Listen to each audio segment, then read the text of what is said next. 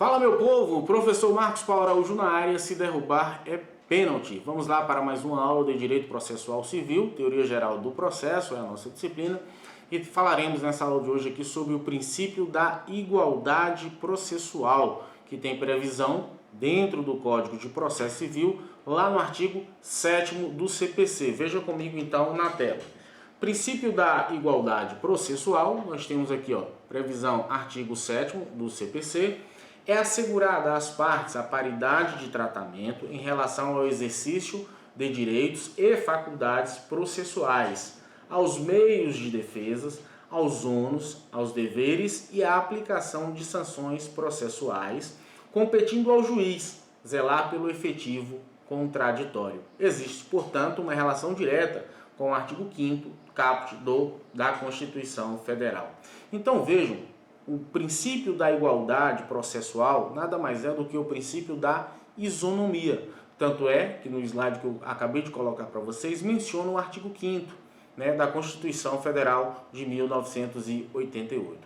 Por outro lado, nós temos também que, dentro desse contexto de isonomia, de igualdade processual, nós temos que assegurar às partes, aos atores envolvidos, paridade de armas, de lutas, melhor dizendo, de direitos, de deveres, tá? E para que ele consiga, que ele possa ter um julgamento justo.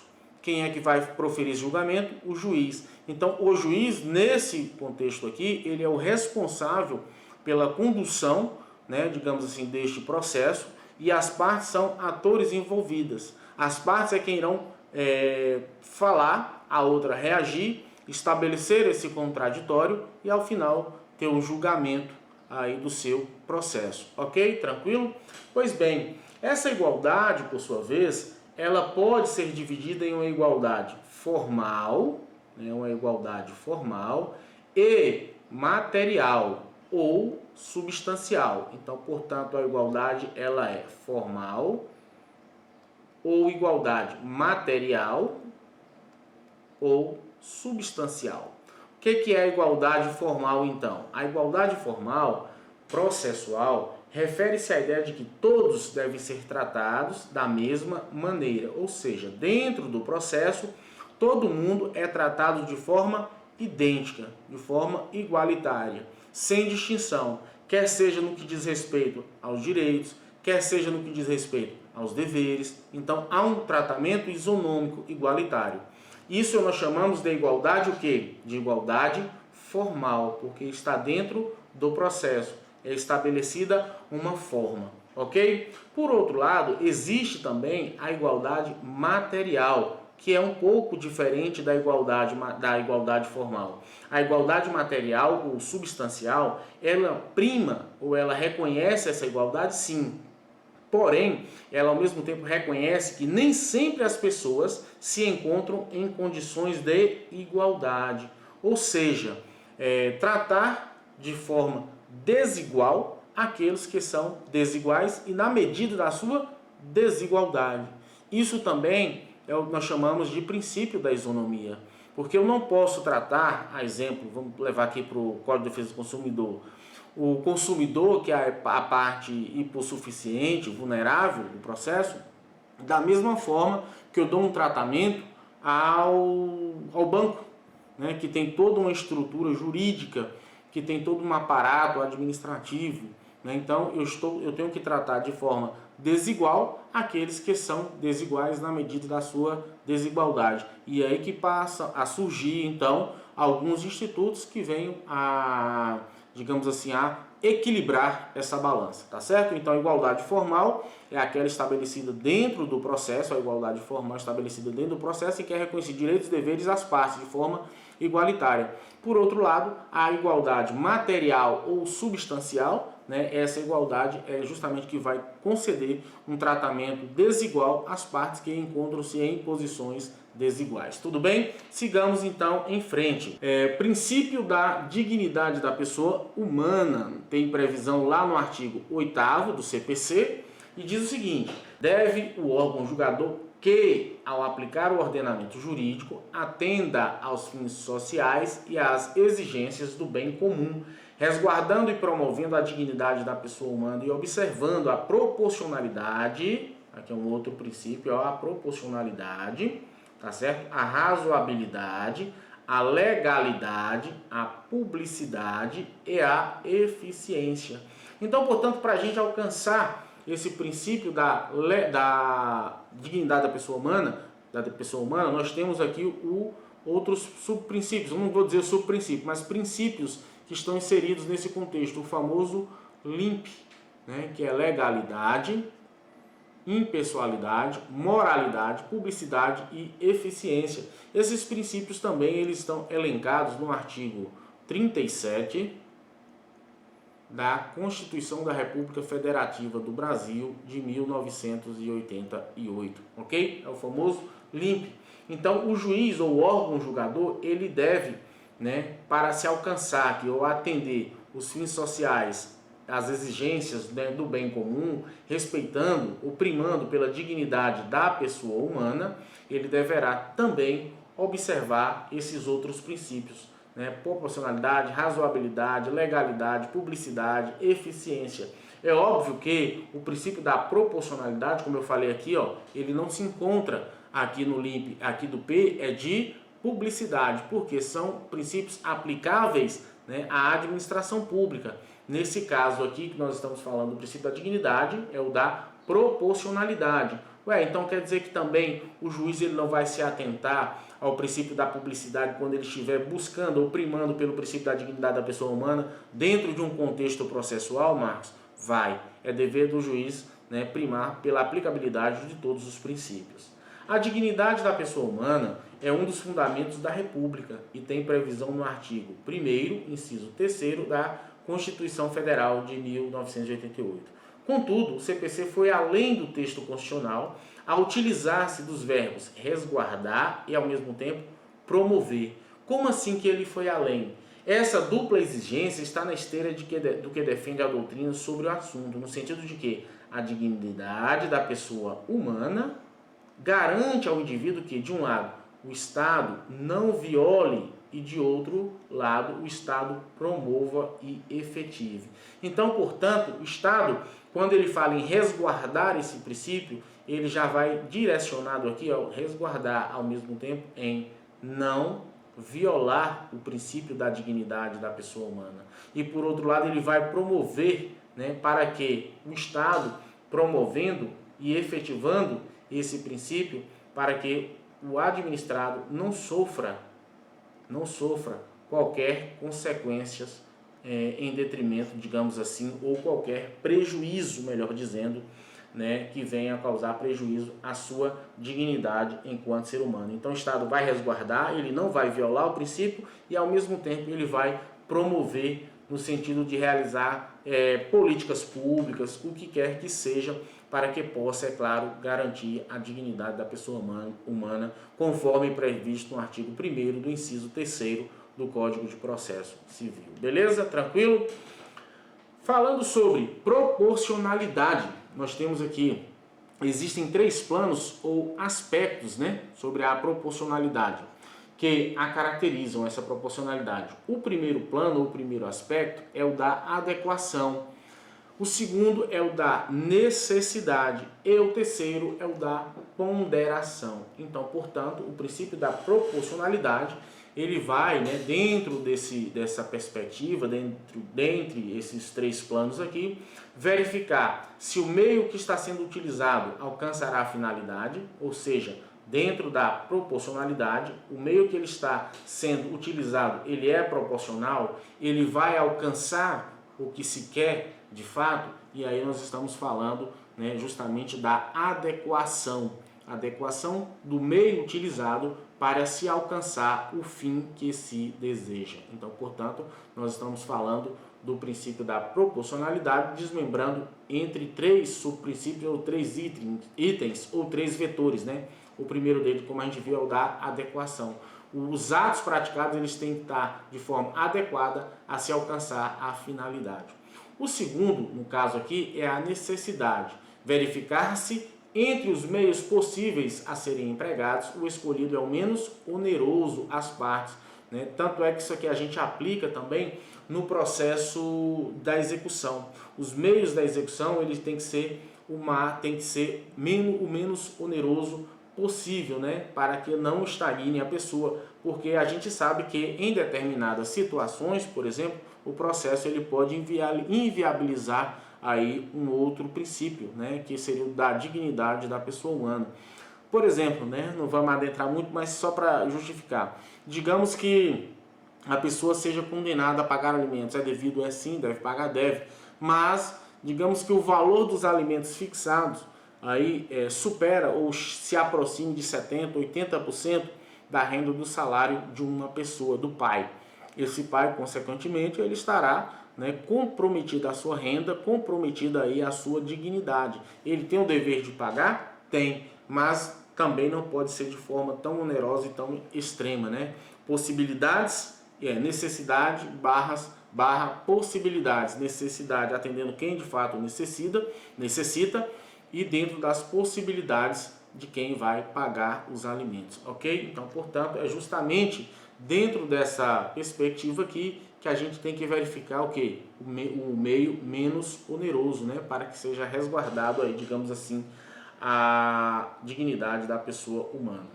Um terceiro item, ponderar entre as vantagens e as desvantagens de praticar determinado ato, sacrificando o bem de menor importância ao invés daquele de maior importância. Estado de necessidade. Aqui a gente vai ponderar o que pesa mais, digamos assim. Eu já vi alguns casos, tá? Ouvi dizer, melhor dizendo, não presenciar, em que o Ministério Público, certa feita, um promotor, houve um dano, né, numa delegacia, quebrou o cadeado e, salvo engano, o delegado ele acabou que instaurando um inquérito para apurar o crime de dano. E quando isso chegou para o Ministério Público, o promotor falou: olha, ao invés de promover uma ação penal pública nesse sentido aqui, eu vou simplesmente doar o cadeado para que seja colocado no lugar. Ah, mas e o crime? Não vale a pena você abarrotar o judiciário com essas causas diminutas, tá certo? É algo que pode ser resolvido. Houve o dano, foi a quebra de um cadeado, mas está aqui, eu estou repondo e acabou. É justamente nessa perspectiva que a gente deve o quê? Ponderar essas vantagens e desvantagens de se praticar um determinado ato, principalmente quando nós estivermos falando de processo. Humberto Ávila aponta que a razoabilidade ela exige que se identifique uma relação de harmonização e equivalência da norma jurídica com suas condições externas de aplicação. É preciso que o operador identifique uma relação de congruência entre o fundamento da previsão normativa e a diferenciação da situação por ela regulada. Assim sendo, falaremos agora também da legalidade. A legalidade, na verdade, ela é inerente a todo ordenamento jurídico, né?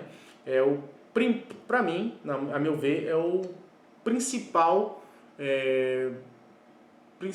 princípio, digamos assim, de todo ordenamento jurídico, de todo o Estado democrático de direito. Né? Por que eu falo isso? Porque quando você retira a legalidade, você dá margem para o arbítrio, né? Para as atrocidades. Porque quando você fala que algo será feito desde que esteja na lei, você está amparado. Ou seja, tem que ter uma lei dizendo para que você possa estar fazendo ou praticando aquela conduta. Muito embora, no melhor dos cenários, não seria esse o ideal. Mas sabemos que é assim que acontece, que é assim que ocorre. Beleza? Então, pois bem, a legalidade impõe ao magistrado o dever de agir nos trilhos do ordenamento jurídico, deixando de lado suas posições pessoais. Então, o juiz ele vai deixar de lado as suas posições pessoais e vai justamente se ater ao quê? Se ater ao ordenamento jurídico, ou seja, aquilo que está na lei. Tá certo? Apesar da referência à legalidade na parte final do artigo 8º, atualmente o juiz julga de acordo com o amálgama formado pela Constituição, leis e precedente. Então o juiz ele analisa a Constituição, ele analisa as leis e os precedentes aí dos próprios tribunais. Convenções internacionais também, desde que o Brasil seja membro, né, os negócios jurídicos, etc. Não apenas de acordo com a lei. Percebam que ainda assim ficou de forma abrangente. A lei aqui nós não estamos referindo ao princípio da legalidade de um modo estricto sensu, né? O que diz respeito inerente à lei, mas sim as normas, a precedentes normativos, como eu falei aqui, as convenções, ok? Então, portanto, o princípio da legalidade abrange tudo isso. Um outro que a gente pode observar é a eficiência, né? A eficiência aqui no caso, ela deve ser entendida como o quê? Como a necessidade de adotar condutas que se potencializem o resultado do processo com os menores custos possíveis. Ou seja, o que é eficiência? Eu dar um resultado útil ao processo com um custo reduzido. Aí eu estou sendo eficiente, porque eu estou entregando no processo uma resposta jurisdicional e ao mesmo tempo rápido. Eu estou sendo eficiente. Além da efetividade, nós temos aqui a eficiência, ok? Pois bem, sob a ótica do gerenciamento do processo, deve o juiz buscar atingir as finalidades empregando o menor tempo, número de atos e recursos possíveis. Ou seja, eu tenho que promover, eu tenho que realizar, eu tenho que praticar em um menor tempo, com menor custo, né, e da melhor utilização dos recursos que estão à disposição. Isso sim chama-se eficiência. Eficiência ela é diferente de efetividade. Eficiência é diferente de efetividade. Quando a gente fala sobre efetividade, nós estamos falando da entrega da tutela, o que? Satisfativa. Se o credor recebeu o que pretendia, o processo de fato ele foi efetivo. Por quê? Porque entregou o que recebia. Porém, não necessariamente ele foi eficiente. Por quê? Por exemplo, ele foi muito oneroso, se desgastou muito. Então veja que essa tutela aqui, ó, ela pode ter demorado bastante, além do necessário ou consumindo muitos recursos. Aí a gente não tem uma economicidade de tempo ou até mesmo de recursos. Então ele foi efetivo? Aliás, ele foi eficiente? Ele foi efetivo? Sim, ele garantiu a tutela. Mas ele foi eficiente? Não. Por quê? Porque ele foi dispendioso demais, tá certo? Então, em havendo um dispêndio muito grande, não há que se falar em eficiência na entrega da tutela jurisdicional. Bacana? Tranquilo até aqui? Pois bem, princípio do contraditório e vedação da decisão surpresa, nós temos aqui no artigo 9º e 10º do CPC. O princípio do contraditório ele é previsto também na Constituição Federal, né, lá no artigo 5º, inciso 55. Encontra uma previsão codificada e também nos artigos 9º e 10º do CPC. Esse princípio ele é visto, né, como uma dimensão formal e substancial, tá certo? Formal em que sentido, né? Essa dimensão formal é aquela que vai chamar de bilateralidade da audiência, ou seja, né, a ação e a reação, ou seja, petição inicial, como nós já vimos em sala de aula, petição inicial, o juiz manda citar e aí a gente vem com uma contestação. Aqui tem o juízo, tá certo? Então, diante disso, haverá uma decisão. Percebo que aqui o contraditório, ele foi... Aqui é uma sentença, né? O contraditório, ele foi estabelecido.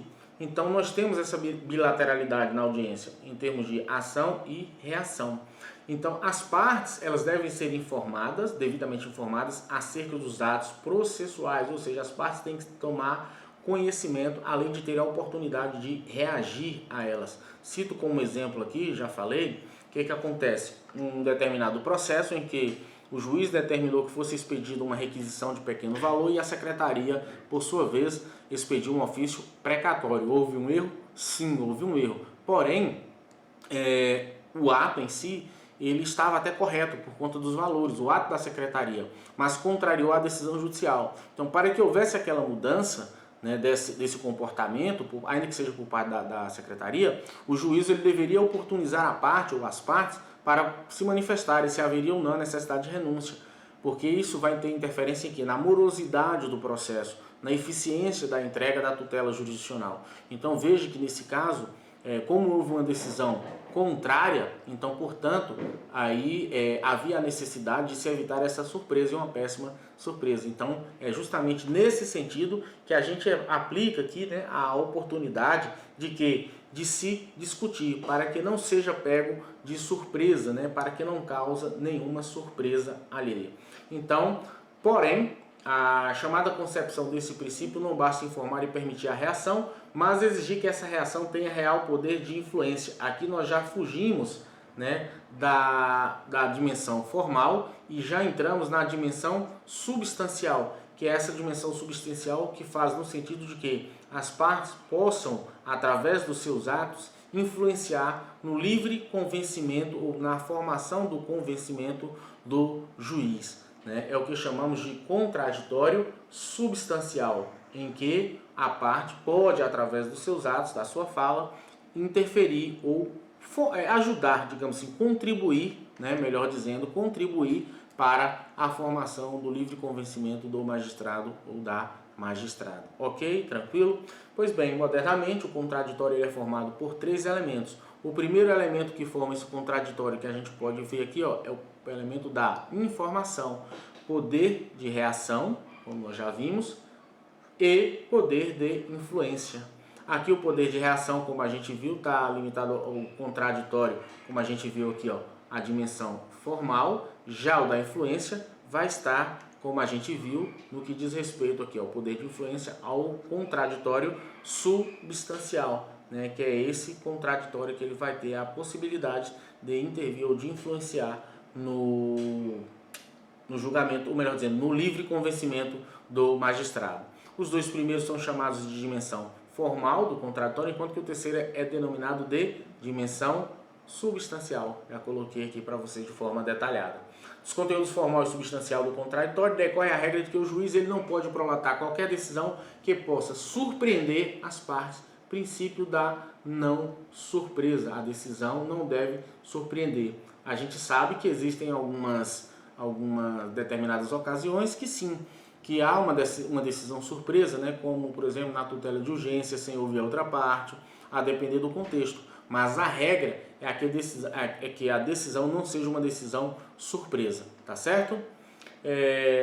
Nessa perspectiva, o artigo 10 do CPC consagrou o princípio da não surpresa ou proibição da decisão surpresa, segundo a qual nenhum órgão jurisdicional pode julgar com base em fundamento que não tenha sido objeto de discussão prévia entre as partes, ainda que se trate de matéria que deva ser conhecida de ofício pelo juiz. Então, portanto, há necessidade, ainda que seja uma matéria que pode ser conhecida de ofício pelo magistrado, há necessidade de se ter uma discussão prévia, né, entre as partes, ou seja, deve ser oportunizado as partes a falarem nos autos. Importante pontuar que o ordenamento jurídico ele prevê a possibilidade de que o próprio procedimento de forma ampla e genérica afaste algumas situações o contraditório, o que evita o denominado contraditório inútil, né, em alguns casos, mas isso decorre da legislação. O contraditório inútil é aquele que não beneficia ou causa prejuízo a qualquer das partes. É o caso de uma sentença proferida inaudita altera a parte, sem a oitiva prévia da parte contrária, que decide o mérito em favor do réu, ainda que não havia sido citado. Olha só, vai além, né? Ou seja, se a ação foi julgada em favor do réu, mesmo sem ele tendo sido citado, aí é justamente o contraditório inútil, né? E por outro lado, convenhamos, não está havendo aqui aquilo que nós podemos chamar de imparcialidade do juízo, ok? Em regra, a estrutura básica do contraditório é pedido, o segundo, manifestação da parte contrária, e um terceiro, possibilidade de reação, ok? Quarto é a decisão. Essa ordem, apesar de preferível em determinadas situações concretas, ela pode ser alterada. Alterada em que sentido, né? Quando a gente sabe nas hipóteses aqui, ó, da tutela de evidência, que está no artigo 311, ou até mesmo na tutela provisória de urgência, né? Que a gente tem lá no artigo 300 do CPC, ou a decisão prevista também no artigo 701, beleza? Vamos seguindo em diante. Princípio da publicidade e da fundamentação. Aqui ele é bem simples, esse princípio que vai dizer no sentido de que as decisões proferidas no processo, muito embora elas sejam públicas, aliás, devem ser públicas porque tem previsão constitucional, né? Ela deve ser pública e ao mesmo tempo fundamentada. A gente sabe que algumas decisões elas permanecem dentro do processo sob sigilo, mas a depender da situação e com o passar do tempo, ela acaba se tornando pública. A exemplo disso, né, não num processo civil, mas no mandado de segurança, ou aliás, no mandado de prisão, na expedição de uma prisão, né, que também se aplica dentro do processo civil, né, mandado de prisão civil por dívida de alimentos. Então, uma decisão interlocutória para fazer uma apreensão de alguma coisa, de algum bem, no sequestro, enfim. Em determinados casos, a necessidade de que essa decisão, por enquanto, ela fique sob sigilo e depois ela, uma vez realizada a diligência sendo concretizada, aí sim ela vai ser tornada pública, né? Porque já alcançou o seu objetivo. Então, as decisões elas devem ser públicas e fundamentadas, né? Isso não quer dizer que vai ser uma decisão de qualquer coisa. Exceção que a gente tem, como eu falei para vocês, ó, segredo de justiça sob sigilo, no caso a decisão na área de família, que envolve menores, que envolve a intimidade. A fundamentação deve analisar os argumentos relevantes das partes, não precisa exaurir no todo, né, o judiciário, o entendimento do próprio STJ, no sentido de que o juiz ele não precisa rebater ou refutar tudo aquilo que está na contestação, que está no processo. Ele pode fundamentar, né, de forma mais efetiva, relevante, né, falando, aproveitando daquilo que de fato tem no corpo do processo e não sim ponto a ponto, né? Até porque, como a gente sabe, um processo muitas vezes hoje, se você pegar um processo longo de 4.000, 5.000 páginas, para o juiz rebater ponto por ponto fica um tanto delicado, mas sim ele vai rebater aquilo que for de fato essencial para o deslinde do processo. Esse é o entendimento do próprio Superior Tribunal de Justiça. Negativação de prestação jurisdicional ocorre quando a decisão ela é omissa, ou seja, se a decisão foi omissa, não atingiu, digamos assim, aquilo que era a ser esperado, então, portanto, há uma omissão. Em havendo esta omissão, no caso, não há que se falar em uma prestação da tutela jurisdicional. Ok? Tranquilo até aqui? Pois bem, ordem cronológica, e aí a gente vê o último princípio, artigo 12 do CPC. O juiz deve obedecer à ordem de conclusão para julgamento, exceções no caso das preferências legais, quando se tratar de idoso, prioridades constitucionais. Visa garantir a impessoalidade e ao mesmo tempo a isonomia para que não haja apadrinhamento. Na ação direta de inconstitucionalidade 5492-5737, o STF reafirma a primazia do mérito. O que quer dizer essa primazia do mérito, professor? É justamente que o juízo ele deve primar pelo julgamento da causa, né? Pelo julgamento da demanda. A primazia do mérito é esse, não extinguir o processo por prematuro, por alguma questão formal ou até mesmo processual, desde que seja uma questão sanável, né? Vício sanável, porque vícios insanáveis aí não tem muito o que se fazer. Beleza? Tranquilo? A gente fica por aqui e eu vejo vocês na próxima aula. Forte abraço, até o próximo encontro. Fui!